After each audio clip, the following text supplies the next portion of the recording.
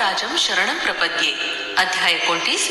श्रीपाद श्रीवल्लभांचा दिव्य उपदेश. आम्ही कुरुगड्डीमध्ये श्रीपाद प्रभूंचं दर्शन घेऊन त्यांच्या आज्ञेनंच त्यांच्या समीप बसलो. तेव्हा प्रभू म्हणाले, अनन्य भावानं मला शरण येणाऱ्या साधकांचं मी सदैव रक्षण करतो. हे श्रोते हो, हा देशकाल माझ्या हातातील चेंडूप्रमाणे आहे. कुठंही होत असलेल्या भूतकाळात घडलेल्या आणि भविष्य काळात होणाऱ्या घटनांना मी बदलू शकतो.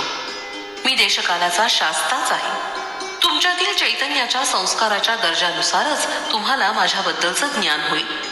सर्व धर्मांचा परित्याग करून तुमच्या अंतरंगातील अंतर्यामी रूपात असलेल्या मला अनन्य भावानं शरण आल्यास, माझ्या आदेशानुसार कर्मांचं पालन केल्यास मी तुमचा सर्व भार वाहून तुम्हाला जीवनमुक्त करीन.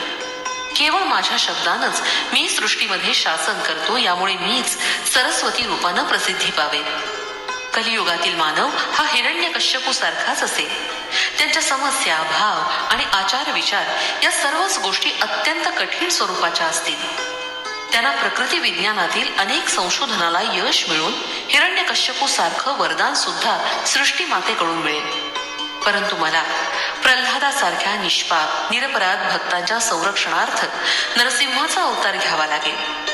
यासाठी मी नृसिंह सरस्वती या नामरूपानं अजून एक दिव्य अवतार घेऊन गंधर्वपूर नगरीत प्रसिद्ध होईल. एवढं बोलून श्रीपाद प्रभू ध्यानस्थ झाले आणि त्यांनी आम्हा सुद्धा ध्यानात बसण्यास सांगितलं.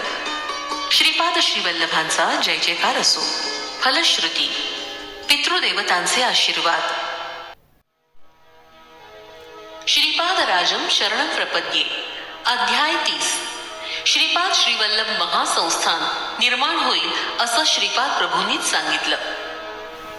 नाथ संप्रदायाप्रमाणे जीव 64 शावर तंत्राचा उपयोग करून परमेश्वराशी तादात्म्य पावतो आणि आपला उद्धार करून घेतो. नाथ संप्रदायाचे आदिगुरु श्री दत्तात्रेय भगवानच आहेत. आपणासमोर बसलेले श्रीपाद श्रीवल्लभ हे साक्षात दत्तात्रेयच आहेत. बुद्धिबळाच्या पटावर 64 घरं असतात.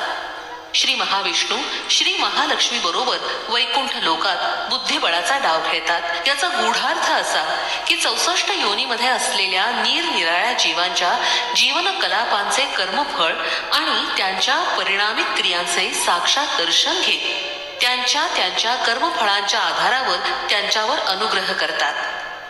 दिव्य मानव होण्यासाठी आवश्यक योग्यता. मानवाच्या आध्यात्मिक अधिकारावर त्यांच्या उन्नतीचा वेग आधारित असतो. प्रत्येक जीवाची दिव्यात्मा होण्याची आकांक्षा असते. या मार्गाने वाटचाल करण्यासाठी योग पद्धती, मंत्रजप, यज्ञ यागादी कर्म, धर्मकार्य संपन्न करणं इत्यादी पद्धतींचा अवलंब करून शरीरातील आत्मज्योती प्रकाशमय करावी. या प्रकाशावर नाडीशुद्धी अवलंबून असते. नाडीशुद्धीच्या स्तरास अनुसरून मानवास निरनिराळ्या शारीरिक, मानसिक, आध्यात्मिक शक्तीची प्राप्ती होते. त्या शक्तींचा विकास झाला म्हणजे साधकानं केलेल्या धार्मिक कर्मांना अनुसरून त्यांना दैवानुग्रह प्राप्त होतो. श्रीपाद प्रभू पुढे म्हणाले, शंकर भट्टा, भविष्यात माझं महासंस्थान श्री पीठिकापुरातील माझ्या जन्मस्थानीच निर्माण होईल.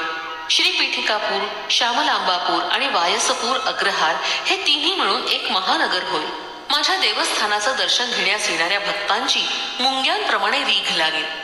कलियुगात अनेक आश्चर्य घडतील. वशिष्ठ महामुनीचा अंश घेऊन जन्माला आलेला एक साधक श्रीपाद श्रीवल्लभ संस्थानाचा पुजारी नेमला जाईल. त्याच्याबरोबर मी किती दिव्य लीला करेन याचा अंतच नाही. क्षणोक्षणी दिव्य लीला आणि दिव्य विनोद हे चालतच राहतील. असं बोलून श्रीपाद प्रभूंनी मंद हास्य केलं. ते पाहण्यास सहस्त्रावधी जन्म सुद्धा अपुरेच पडतील. श्रीपाद श्रीवल्लभांचा जय जयकार असो. फलश्रुती. उज्ज्वल भविष्य होण्यास.